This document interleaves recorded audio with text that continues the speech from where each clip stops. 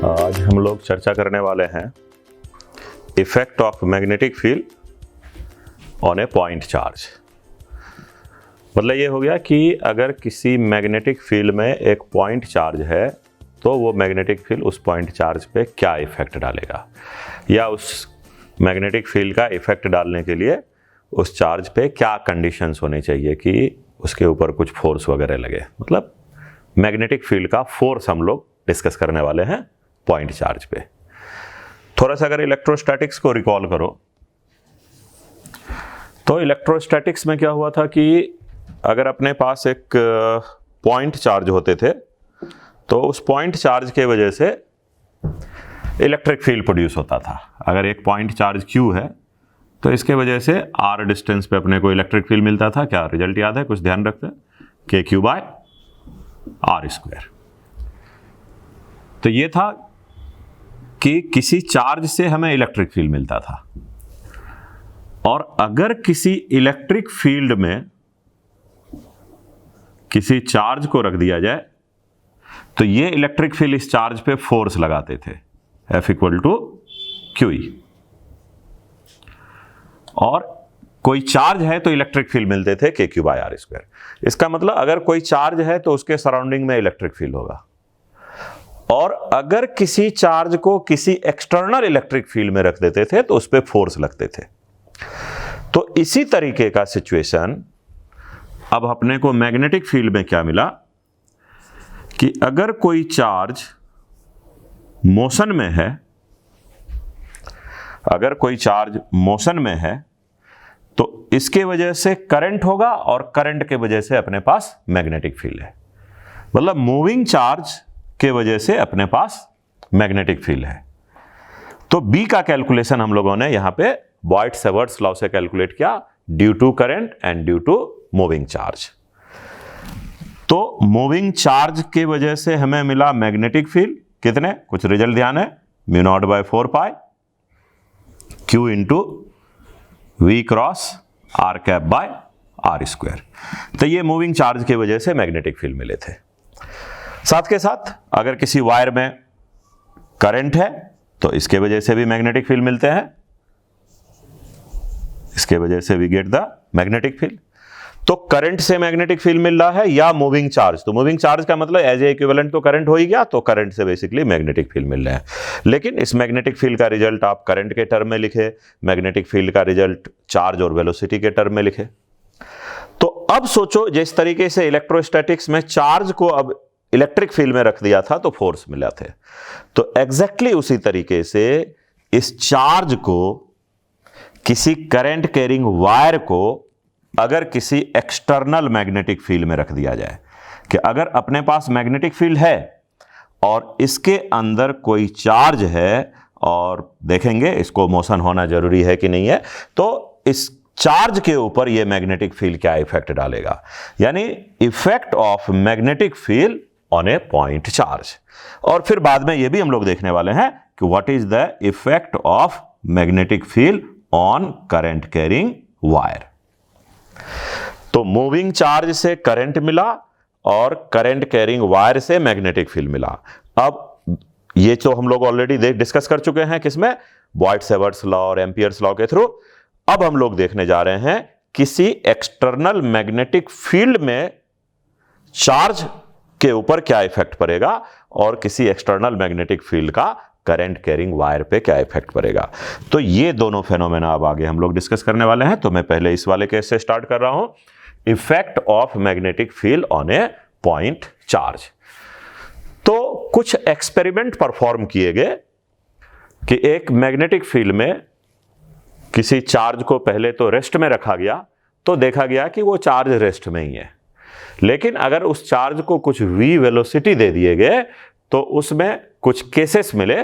कुछ केसेस में देखा गया कि जब v और b पैरेलल थे अगर आपको मैग्नेटिक फील्ड और चार्ज का वेलोसिटी वेक्टर दोनों पैरेलल थे तो चार्ज पार्टिकल स्ट्रेट लाइन पे चलते चला गया।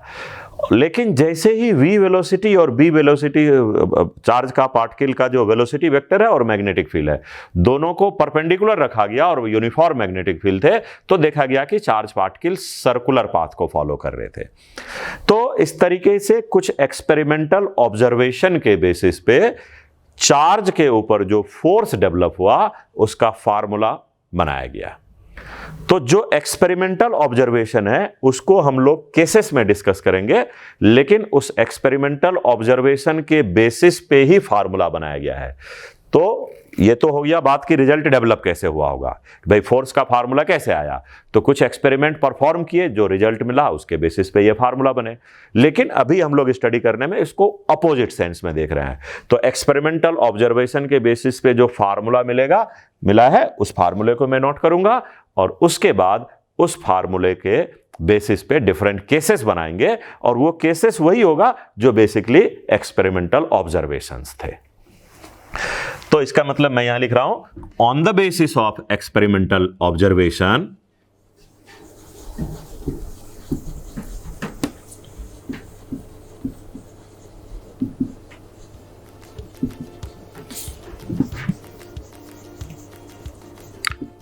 ठीक है, on the basis of experimental observation the force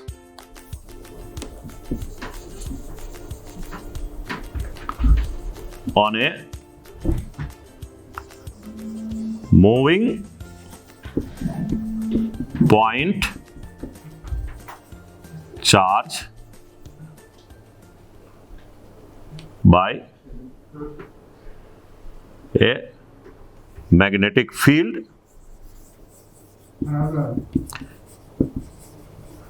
is F suffix B force हो गया Q into V cross B. तो F equal to Q into V cross B. तो यहां पे F सफिक्स B हमने लिखा force by the magnetic field. Q का मतलब हो गया चार्ज, Q हो गया चार्ज, V हो गए velocity of charge particle, V is velocity of charge particle और B हो गए magnetic field.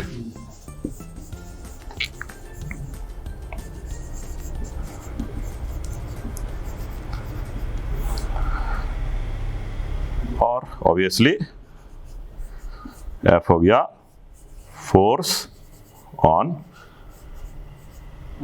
That point charge Q।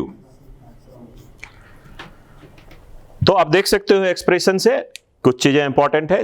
Q तो चार्ज हो गए, लेकिन चार्ज को वेलोसिटी दिया गया तभी फोर्स ऑब्जर्व किया गया। तो एक्सपेरिमेंट में ऐसा देखा गया कि जब मैग्नेटिक फील्ड में किसी चार्ज को रेस्ट में रखा गया तो उस पर कोई फोर्स नहीं लगे। लेकिन इलेक्ट्रोस्टैटिक्स में ऐसा नहीं है।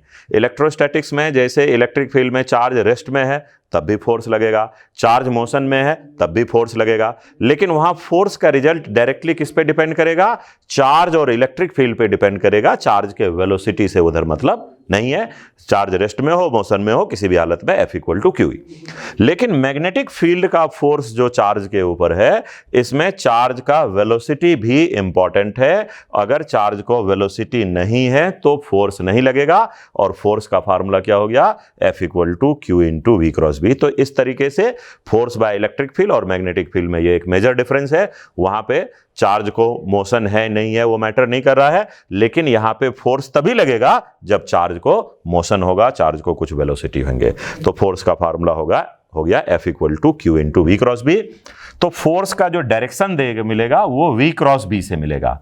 तो अगर V क्रॉस बी का जो भी डायरेक्शन होगा, तो अगर पॉजिटिव चार्ज है तो फोर्स का वही डायरेक्शन होगा, और V क्रॉस बी का डायरेक्शन आप राइट हैंड थंब रूल से निकाल सकते हो। और अगर चार्ज नेगेटिव है तो फोर्स का डायरेक्शन V क्रॉस बी के अपोजिट हो जाएगा, क्योंकि चार्ज माइनस होगा तो माइनस मल्टीप्लाई होने की वजह से फोर्स का डायरेक्शन अपोजिट हो जाएंगे। क्लियर है? तो force by the magnetic field क्या हो गया, फार्मूला याद रखना है, F equal to Q into V cross B. ये रिजल्ट का डेरिवेशन नहीं है, डेरिवेशन बेसिकली कहां से आया है, तो ये रिजल्ट को एक्सपेरिमेंट के बेसिस पे डेवलप किया गया है। और वो एक्सपेरिमेंट क्या था, तो वो अब हम लोग इसी का केसेस बनाएंगे, और वो केसेस ही बेसिकली समझ लो कि एक्सपेरिमेंट था। तो उसको मैं अब यहाँ पे जो एक्सपेरिमेंटल ऑब्जर्वेशन है उसको एक एक करके केस करके हम लोग डिस्कस करने वाले हैं। तो पॉइंट चार्ज पे फोर्स का फार्मूला मिल गया अपने को, Q into V cross B. तो अब अगर इसके मैग्नीट्यूड की बात करें तो ये क्या हो जाएगा, मॉड Q, और A क्रॉस B का फार्मूला क्या होता है, AB साइन थीटा, तो यहां पे हो जाएंगे VB साइन थीटा। तो थीटा का मतलब हो गया यहां पे angle between V and B, तो ये मैग्नीट्यूड हो गया।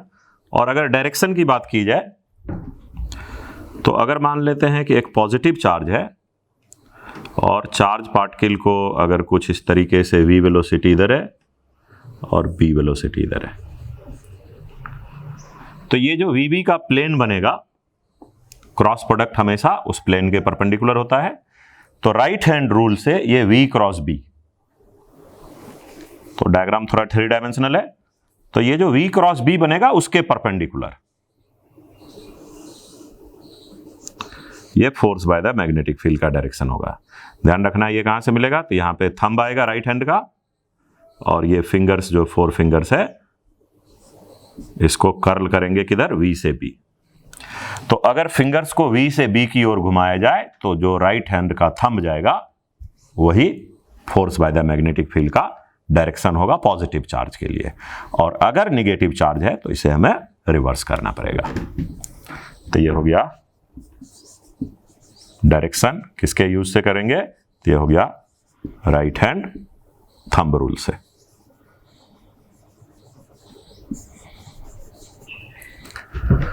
और अगर निगेटिव चार्ज हो तो अगर ये v वेक्टर इधर है, v वेक्टर इधर है, तो अगर ये vb का प्लेन हो गया तो v क्रॉस b तो इस प्लेन के परपेंडिकुलर हो गए, लेकिन चार्ज निगेटिव है तो परपेंडिकुलर रखेंगे, लेकिन जो थंब गया उसके अपोजिट। तो ये हो गया force by the magnetic field का डायरेक्शन। मतलब ये हो गया opposite to right hand. Right hand thumb तो इस तरीके से बना होगा, तो ये V से B की ओर घुमाए राइट हैंड को, फिंगर्स को, तो ये थंब जिस डायरेक्शन में गया चार्ज निगेटिव होने से अपोजिट टू दैट थंब। यहां पे राइट हैंड थंब के अलोंग है, राइट हैंड थंब के अपोजिट गए, क्योंकि चार्ज यहां पे पॉजिटिव है, चार्ज इधर नेगेटिव है। तो इस तरीके से राइट हैंड थंब को यूज करके फोर्स का डायरेक्शन निकाल सकते हो। हालांकि इसमें एक फोर्स का डायरेक्शन बताने के लिए फ्लेमिंग्स रूल भी है, तो फ्लेमिंग्स लेफ्ट हैंड रूल होता है। तो फ्लेमिंग्स लेफ्ट हैंड रूल में ये जो मिडिल फिंगर है इसको V लिया जाता है, इसको B लिया जाता है, तो इसको फोर्स का डायरेक्शन बताते हैं। लेकिन मैं आपको बोलूँगा कि राइट हैंड रूल को यूज करो, ये ज़्यादा बेहतर है। लेकिन फ्लेमिंग्स लेफ्ट हैंड रूल से भी इसको यूज किया जा सकता है।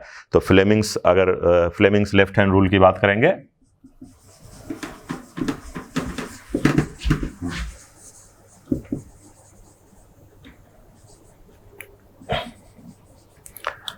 तो इसमें आपको लेफ्ट हैंड के ये तीनों फिंगर्स को एक दूसरे के परपेंडिकुलर रखना है। इस तरीके से ये थंब हो गए,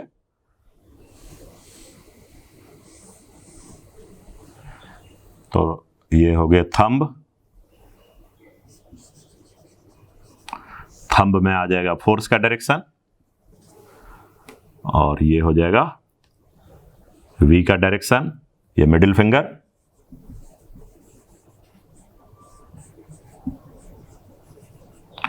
और ये जो फर्स्ट फिंगर है इसके अलोंग B हो गए।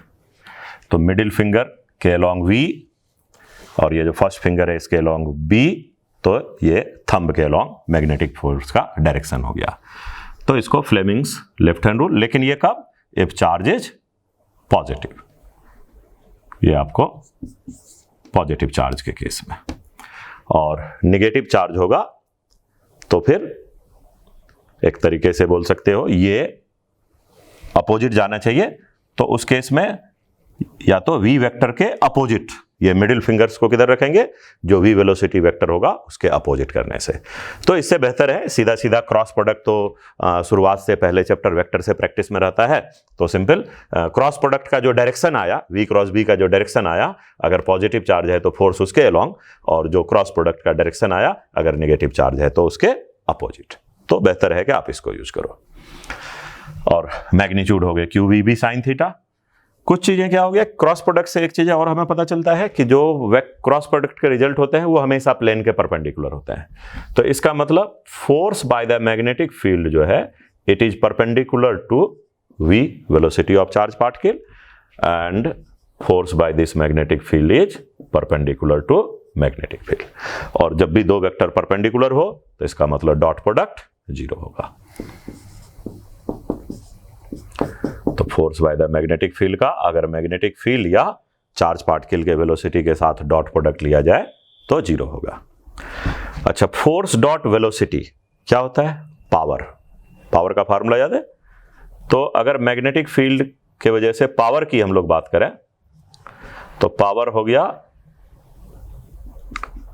फोर्स डॉट वेलोसिटी, और फोर्स और वेलोसिटी तो परपेंडिकुलर है, डॉट प्रोडक्ट हो गए 0।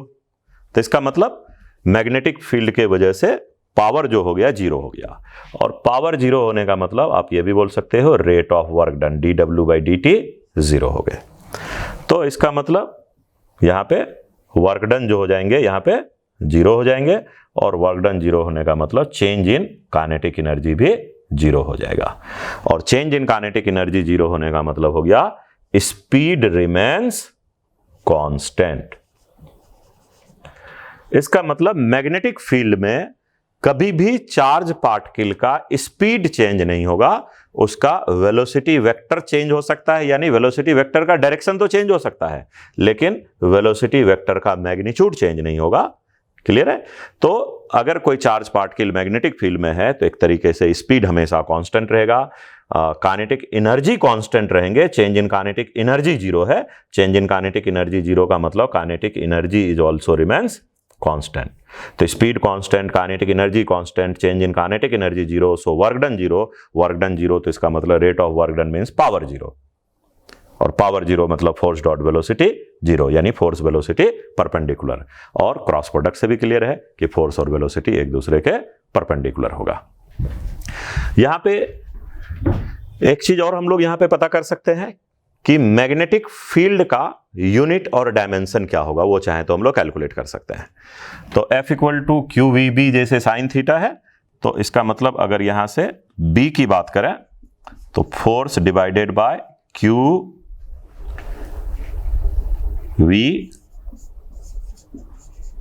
साइन थीटा हो गए। तो अब हम लोग यहां पे बेसिकली यूनिट की बात कर रहे हैं, किसका? Unit of magnetic field B। तो मैग्नेटिक फील्ड के यूनिट की बात करेंगे तो फोर्स का यूनिट हो गया न्यूटन, चार्ज का यूनिट हो गया कूलम, तो न्यूटन पर कूलम, और स्पीड का हो गया मीटर पर सेकेंड। तो इसका मतलब हो गया न्यूटन सेकेंड कूलम मीटर, और इसको ही बोल दिया गया है टेस्ला। तो इसलिए SI unit of magnetic field जो हो गए, तो SI unit of magnetic field is Tesla, T से रिप्रेजेंट करते हैं, and 1 tesla is basically 1 Newton second पर कूलम मीटर। और CGS यूनिट जो होते हैं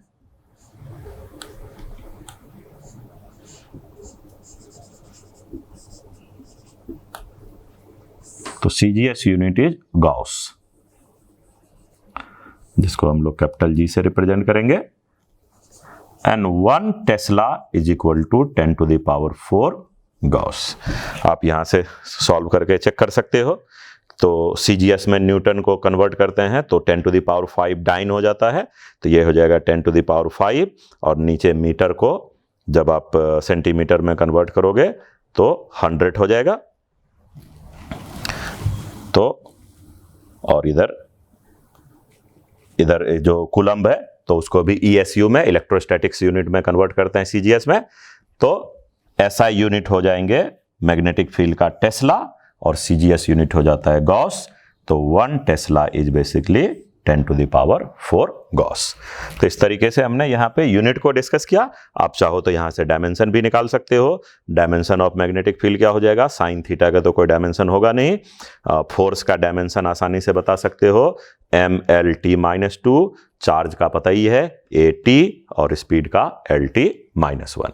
तो इस तरीके से आप चाहो तो मैग्नेटिक फील्ड का डायमेंशन भी बता सकते हो।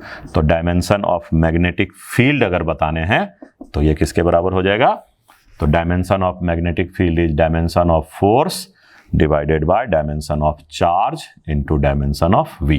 तो ये हो जाएगा MLT-2, नीचे चार्ज का AT और इधर V का LT-1। तो ML गए और TB T-2 A-1।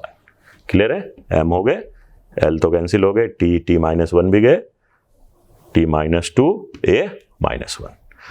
तो फोर्स हमेशा यूनिट डायमेंशन निकालने के लिए फोर्स, एनर्जी, इस तरीके के फार्मूले को यूज करके आपको डायमेंशन या यूनिट कैलकुलेट करने के लिए फार्मूले को प्रेफर करना चाहिए। तो मैग्नेटिक फील्ड का फार्मूला, चूंकि यहाँ पे फोर्स का यूज हो रहा है, F = QVB sin थीटा, तो F = QVB sin थीटा, तो sin थीटा का तो आपको यूनिट डायमेंशन, साइन थीटा का तो आपको डायमेंशन होगा नहीं, क्योंकि साइन थीटा तो क्या होता है P/H, मतलब बेसिकली रेशियो होता है, न्यूमेरिकल वैल्यू होते हैं। तो यहाँ पे B का मतलब F/QV। तो मैग्नेटिक फील्ड के केस में अगर कोई पॉइंट चार्ज है तो फोर्स का फार्मूला तो अपने को मिल गया Q × V/B। ठीक है, मैग्नीट्यूड, डायरेक्शन, ये सब निकालने आगे।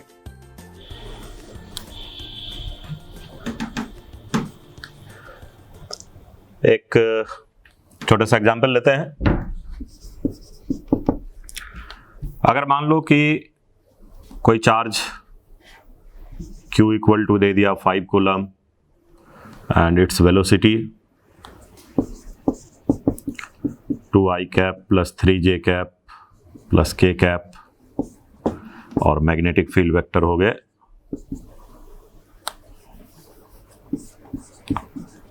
मीटर पर सेकेंड, और ये 2i cap minus 4j cap plus 2k cap Tesla. So what is the force by magnetic field? Simple फार्मूले को यूज करना है, F = Q × V/B। अब अगर V और B के बीच का एंगल डायरेक्ट थीटा दिया होता तब तो इसको मैग्नीट्यूड के लिए फार्मूला यूज करते QV sin थीटा और डायरेक्शन को अलग से बताते। लेकिन यहाँ पे आपको यूनिट वेक्टर के फॉर्म में, तो यूनिट वेक्टर के फॉर्म में क्रॉस प्रोडक्ट कैसे निकालते हैं, तो Q × तो ये जो V/B है इसको हम लोग ऐसे Q × और ये जो V/B है ये आपको डिटर्मिनेंट के फॉर्म में आ जाएगा, IJ/K, इधर Vx, Vy, Vz, इधर Bx, By, Bz। तो ये डिटर्मिनेंट जो सॉल्व करके आएगा तो वो बेसिकली V/B दे देगा और Q से मल्टीप्लाई कर देंगे तो फोर्स आ जाएगा। लेकिन जब थीटा दिया हुआ हो तब फोर्स बाय मैग्नेटिक फील्ड का मैग्नीट्यूड हो जाएगा QVB sin थीटा, और डायरेक्शन के लिए right hand thumb rule use करेंगे। तो यहाँ पे वेक्टर हमें यूनिट वेक्टर के फॉर्म में है, इसलिए हम लोग डिटर्मिनेंट यूज करने वाले हैं। तो डिटर्मिनेंट हो जाएगा I cap, J cap, K cap, V vector का कॉफिशिएंट IJK का 2, 3, 1, और मैग्नेटिक फील्ड का IJK का कॉफिशिएंट 2, -4, 2। तो ये डिटर्मिनेंट को एक्सपेंड करके और चार्ज के जगह पे वैल्यू रख सकते हैं 5 कूलम। तो इस तरीके से जो सॉल्व करके आएगा यूनिट हो जाएगा न्यूटन।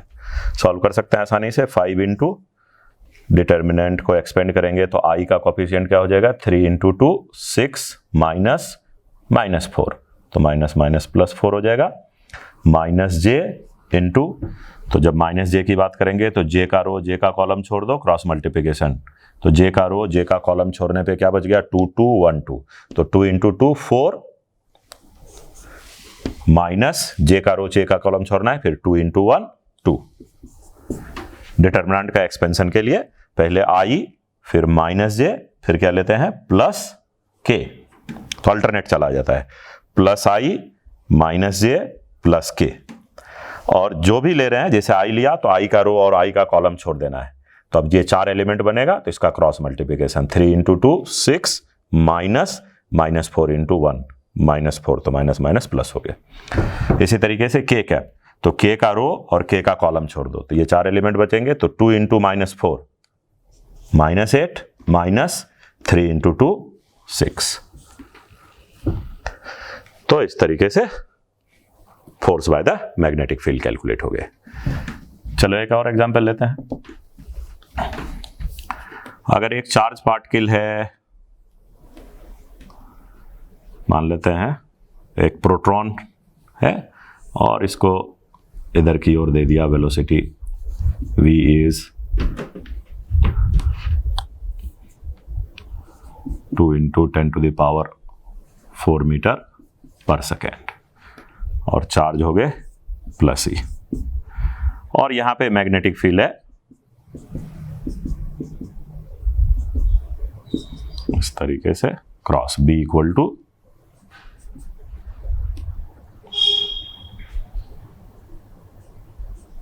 5 टेस्ला। ये जो क्रॉस बता रहा है वो B के डायरेक्शन को बता रहा है। तो सिंपल यहां पे पूछ रहा है force by the magnetic field at the given instant.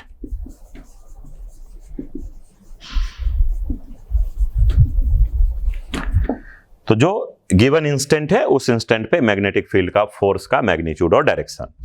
तो फोर्स का मैग्नीट्यूड क्या हो जाएगा, QVB sin थीटा। तो Q हो गए इलेक्ट्रॉन का चार्ज 1.6 × 10⁻⁻19, V के जगह पे रखेंगे 2 × 10⁴, मैग्नेटिक फील्ड हो गया 5, और साइन थीटा, तो थीटा यहां पे क्या होता है, तो theta is the angle between V and B। Theta is the angle between V and B। तो V देखो नोटबुक के प्लेन पे है, और क्रॉस का मतलब परपेंडिकुलर टू द प्लेन। तो यहां पे magnetic field into the plane है, और B वेक्टर यहां पे इस तरीके से, तो V और B है अंदर की ओर, तो V और B दोनों आपस में क्या हो गया, V इधर है B अंदर है, तो V और B देख सकते हो एक दूसरे के परपेंडिकुलर हो जाएगा। तो इसका मतलब ये हो जाएगा sin 90। तो इसको सॉल्व करके मैग्नेटिक फील्ड का फोर्स आ गया, और डायरेक्शन किधर होनी चाहिए, तो डायरेक्शन के लिए हमें करना पड़ेगा V cross B right hand rule से। तो उसके लिए राइट हैंड का जो फिंगर्स है उसको V वेक्टर के अलॉन्ग रखा, और B इनटू द प्लेन है, तो V पे हाथ रख के B की ओर घुमाएंगे, थंब गया ऊपर, चार्ज पॉजिटिव है इसलिए फोर्स का डायरेक्शन यहां पे किधर हो गया, इस साइड में। So this is the direction of force by the magnetic field which is perpendicular to V as well as it is perpendicular to B। तो जब थीटा दिया हो तो QVB sin थीटा से मैग्नीट्यूड निकालना है, और डायरेक्शन को राइट हैंड रूल से बताएंगे। और अगर यूनिट वेक्टर में V और B दे दिया तो V क्रॉस B के लिए हम लोग डिटर्मिनेंट यूज कर सकते हैं। तो अब थोड़ा कुछ एक एक करके केसेस को देखते हैं। तो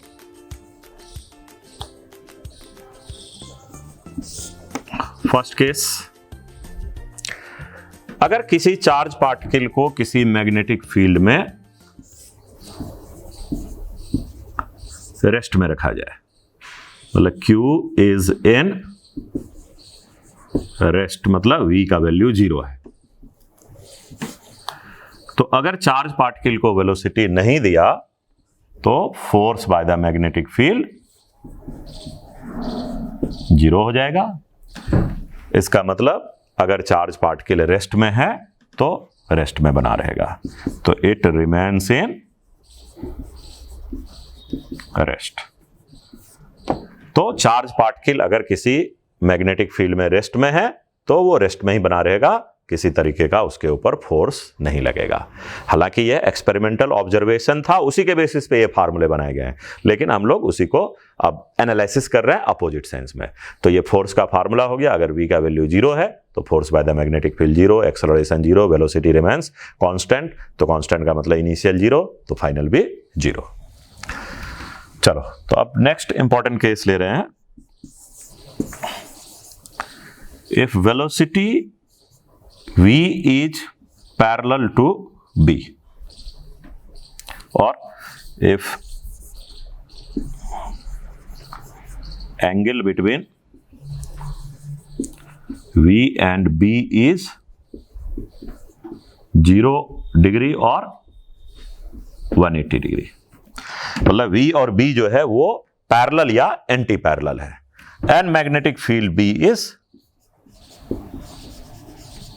यूनिफॉर्म।